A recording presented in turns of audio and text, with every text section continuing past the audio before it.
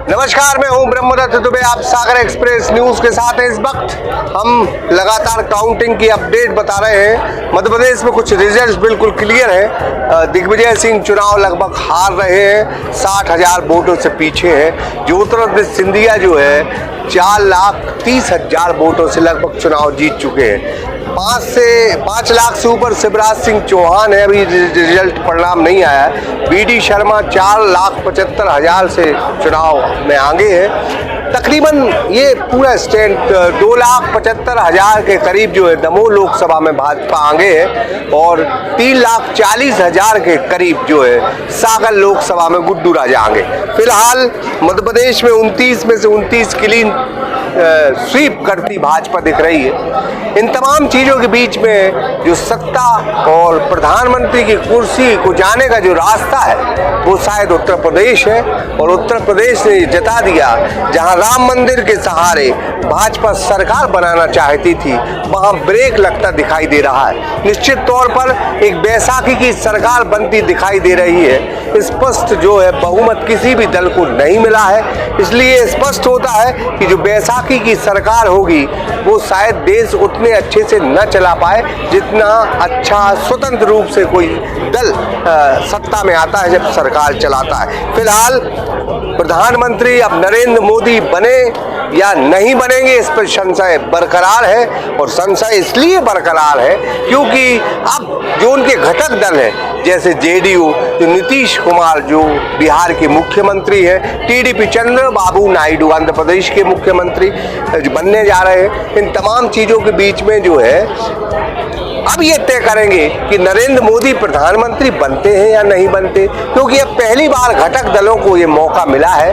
कि वो ये तय करेगा कि प्रधानमंत्री मोदी बनेंगे या नहीं बनेंगे। अब भाजपा के हाथ से पूरी बाजी निकल चुकी है, तो कुल लिहाज से देश ने एक परिवर्तन दिया है। लोकतंत्र में ये बात बहुत स्पष्ट है कि विपक्ष भी मजबूत होना चाहिए और जनता ने एक बहुत मजबूत विपक्ष दिया है।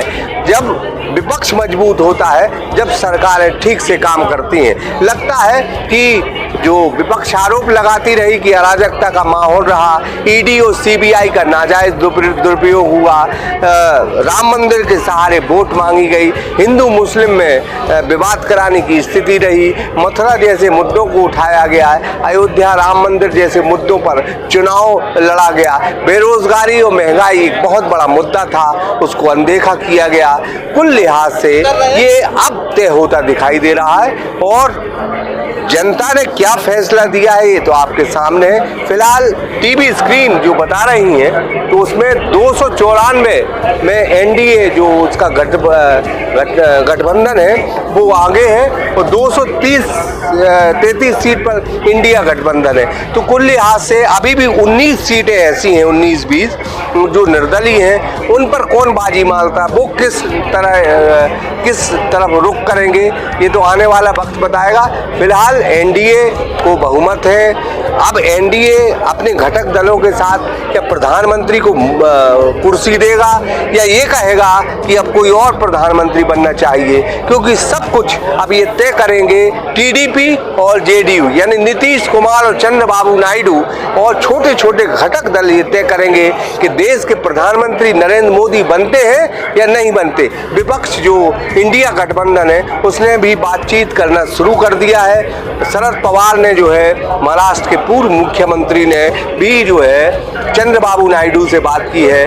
बिहार से के मुख्यमंत्री से भी लगातार विपक्ष बात कर रहा है। इस लिहाज से अब ये बहुत क्लियर सी तस्वीर है कि नरेंद्र मोदी जो ताकतवर देश का प्रधानमंत्री था वो अब अचानक उनकी ताकत जो है छीन ली गई है और छीनने वाला कोई और नहीं वो जनता है। जनता ने उनकी जो ताकत थी उसको छीन लिया है। अब बैसाखी के सहारे भारतीय जनता पार्टी है, जहां गठबंधन जो घटक दल हैं वो तय करेंगे, वही मोदी को करना होगा। तो इस लिहाज से अब इस देश में ताकत का युग का अंत हुआ है और एक जब ताकत का युग का अंत होता है तो निश्चित तौर पर ये लोकतंत्र के अच्छे दिन होते। कभी कांग्रेस सत्ता में रहती थी, एक तरफा राज करती थी, सारे फैसले अपने दम पर करती थी, लेकिन जनता ने उसको घर बिठा दिया।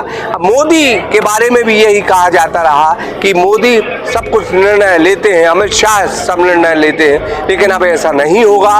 अब जो उनके सहयोगी दल तय करेंगे वही मोदी को करना होगा, वही अमित शाह को करना होगा। कुल लिहाज से भारतीय जनता पार्टी अब बैसाखी पर आ गई है। और सागर से हम फिर आपको बता दें कि लता गुड्डू वानखेड़े 3,40,000 वोटों से आगे है। 2 राउंड की अभी और गिनती बाकी, 2 या 3 राउंड की।